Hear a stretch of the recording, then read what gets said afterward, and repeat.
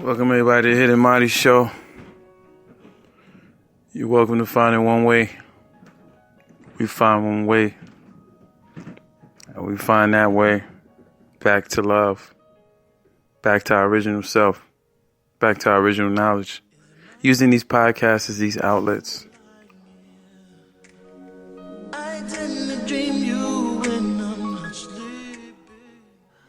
Yeah, man. So let's get into this one, man. Let's get into this one. I want to talk about... You know, it's funny, man. I don't even have a title for this one. But I want to talk about how love really, it really has no boundaries, you know? You know, the different properties of love, you know? Adult love, you got toddler love, you got teenager love, you got adolescent love. You got different levels of love with different properties to love, you know? And I ain't saying this because I'm in love, but I want to do a basic analogy on this, right? You got some people who are couples, right? But they're not necessarily happy with one another. You know, one feels that this is not my desired guy. Or the man might feel like this is not my desired woman. You know, I had desires before I got with this person. Something attracted me to this person. Maybe at the time I had a void, you know. Maybe at the time I needed validation. Maybe at the time I needed attention. Maybe at the time I was going through a loss. I got involved with this person, and now I find that I love this person. And I care about this person. So now one or the other has more vulnerability than the other. Sometimes the woman has more vulnerability than the man. So she pursues this man. Leads this man to feel like he has value. You know, leads him to feel like he has somebody in his corner. This ultimately converts and contributes to his ego. And for some reason, it builds an attraction of other entities onto him. And then he is tested. Because much is given, now I guess much is tested, right? And this ego in the male that is installed in us, right, from testosterone and other things, it might drive us to make some wrong decisions. Sometimes we're a bit flirtatious. Sometimes we actually go for home base. Sometimes we just go for the validation ourselves. You know, and with a woman, you know, it might just be, you know, validation. You know, she might just get what she wants from this man and just feel like, damn, you know, the pursuit is over. You know, the chase is over. You know, like, what is it? How do I retain this value in his life? That converts to, let me, you know, go out there and be something, maybe on a social platform, or maybe I'll change my look, or maybe I'll just, you know, ghost him, you know, maybe he's just not my desired guy. Maybe he's just my stepping stone nigga. So they go out and they do these things to redeem this void. And the thing about the two is that they can't seem to get away from one another, as if their options on the outside is not as good as the relationship that they have. Though they both want their desired partners, something keeps them together anyway. You know, maybe nobody knows one another like they do. You know, nobody knows them. You know, I could take a shit with the door wide open with this girl. You know what I'm saying? She can fart in the bed with me. Dutch oven, right under the sheet. It's nothing. You know? Maybe I tell her things that these other niggas ain't telling her, that she can believe. You know, with these guys, they're going to tell her things where she's not really, you know, faithful in what they're saying. But she likes the feeling. It's brand new. It's the newness in it. She likes that feeling, you know?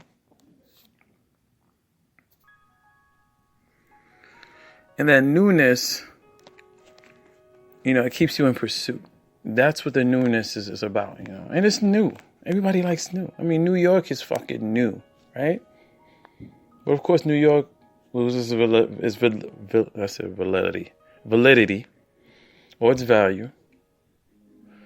So New York is going to make some changes here and there, right? But we're talking about men and women. But this time and experience and these ups and downs or what it may have you keeps them together anyway. So now you got two entities who care about each other but just feel like maybe one partner is not resourceful enough. One person is not vulnerable enough. How about that? One person is not as beautiful as the desired place value person I have in mind. Maybe you just met somebody at work, or maybe you just met somebody on, that approached you, got you thinking, got your wheels turning, bringing you more value. You feel more value, and you have to make a choice.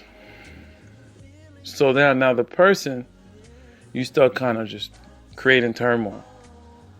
The man, he starts, ignoring you. This fight or flight. Because we got the fight or flight. They got the friend or befriend. They could give you their nurturance and their encouragement and motivation and hold you as place value. But then they can just take that away by doing less. Make you feel like, oh, well, damn, she don't appreciate a nigga no more, Then these holidays come around as conditioning. Maybe Easter, Valentine's Day, it gives you level of appreciation. And then we start using all these techniques to kind of, draw our partner in, retain this value. Some marriages are going on the rocks because of this. People just jumping into marriage and then they figuring out in the midway, like, damn, maybe this ain't long term. Maybe I can't deal with this nigga not clipping his toenails, leaving the door wide open, coming home thinking dinner's gonna be ready. I ain't with this modern bitch shit. Or the nigga's just feeling like, hey, I ain't with her creating turmoil and creating a fuss and all that. So before you break up, you try to find middle ground. Sometimes it's the makeup and breakup sex that keeps you together. Sometimes it's the arguments that struggle to find middle ground keeps one another together because it creates understanding. But there's never really no true, there's really no true engagement there to say, hey, listen, this is going to keep us together. Because you never know the other's ego and what they might do because of their ego, the extremities of their ego and what that might cause them to do. And the might of their loyalty, you never know. And with the woman, you never know if she just feel like she can just do some shit and get away with it, just because. They get a lot of validation. A nigga could open the door for y'all now and it's like he offering dick. You know what I'm saying? It's like he wants some dick. Thank you. All right, thank you. Bye. It's like anything we do now, it's like you assume that we want something from you now.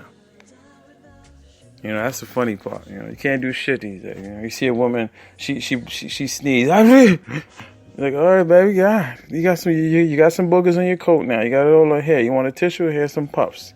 And she like, thank you, I appreciate you. And then you go, anytime. And then you walk away. And she think you flirted with her. You were just trying to be nice. But this is also female ego here. A female getting all that she wants at home. But then once another man or entity on the outside shows her some validation, she's magnetized, or she's perceiving what she takes in her perception as being flirtatious. Because at the end of the day, everybody wants these points. They want to feel like they still wanted, they still a catch, they still prom queen. Until they get to this certain age, where they say, you hit the wall or whatever. Male can hit the wall, but the women hit the wall faster. But you niggas hit the wall too. I hate when niggas say, oh, she probably hit the wall, I can go on and on. No, nigga. Eventually, you would get erectile dysfunction, prostate cancers and different shit. I see some women outliving men or pushing men around in wheelchairs and shit like that. Who will do that for you? if you keep this shit up? I mean, where the fuck is your head at? You know what I'm saying? And I'm just thinking to myself, to wrap this up, because I only got but so much time. I'm thinking to myself, like, why do two motherfuckers get together, right? And they not be the trophy nigga or bitch for each other, right? But get together anyway out of whatever, for whatever reason, whether it's void or whatever. But then, you know, create turmoil to separate from one another. So they can create vulnerability onto one another. Because if a chick is creating turmoil, she actually wants to raise your vulnerability. And sometimes the nigga has too much pride to give her this vulnerability because she's not putting in any work to kind of do her part. So this is where the frick frack comes. So anyway, he'll do it anyway when she throws a fit. And by the time he gives her vulnerability, it's too late, or it's just not the same because she had to ask for that shit. But women have to put in the work. You know what you got. You know what you got to do. You know what attracted him. You know what's attractive. Do what you do for these other niggas at work. Or you get dressed up. You get nice for these customers. You know, do that shit at home. But you're addicted to the thrill of a romantic encounter, an anonymous encounter by an anonymous man sweeping you off your feet, saying these wishful nothings to you, validating you, it running through your mind, him calling you, texting you here and there, you telling your friends about it, you go to dinner, you at work, you thinking about it, you call him up, you text him, you're hitting him with these emojis, these kissy face emojis, you pop up at his house on a random encounter, you fuck him, and you realize that, damn, this some freaky shit. And you like it. And you go about your business, you go home, you find more appreciation, or your level of appreciation or the extremity of your appreciation increases for your partner at home because you know you have a foundation. And now you have your cake and you eat it too. Instead of you just, you know, dumping this person, you don't want to let go of your foundation and get with the new guy. Instead, you keep the guy at home and you run around and you do this shit repetitively. And then eventually you lose value for the man and relationships break the fuck up. Men blame it on themselves. You know, I ain't have enough resources. You know what I'm saying? If I had it like that, bitch, she be on me. Bitches blaming on themselves. Maybe I wasn't too beautiful for him. You know, my reproductive system ain't the same. You know, a bitch can't have a baby right now.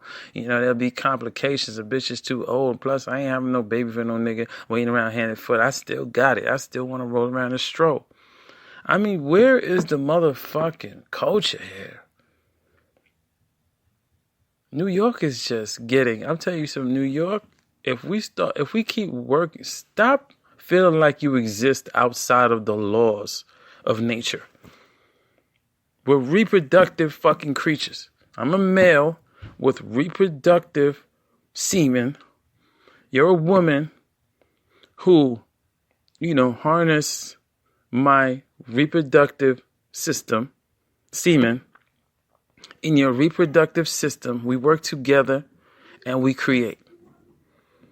When we're together and we create, we're not fucking machines. I don't just fuck you, create some shit, and then we just struggle to find middle ground every day. We create fucking laws, rules, terms, contract, conditions. I mean, this is what relationships are. Partnerships, relationships, synonymous. I just don't get it how two motherfuckers could have these standards but still be together because they care and they love one another. And they just don't want to be together because they feel like they both need different things. They both have these different standards. They both have this hypergamous nature, but yet they love and care about one another. So they're together. And they like fucking. It's really stupid. It's really asinine. It's quite ironic that it's becoming consistent now. It's becoming contagious almost, you know? I'm going to leave y'all to think about that. And that was on my mind. So thank you for joining Finding One Way.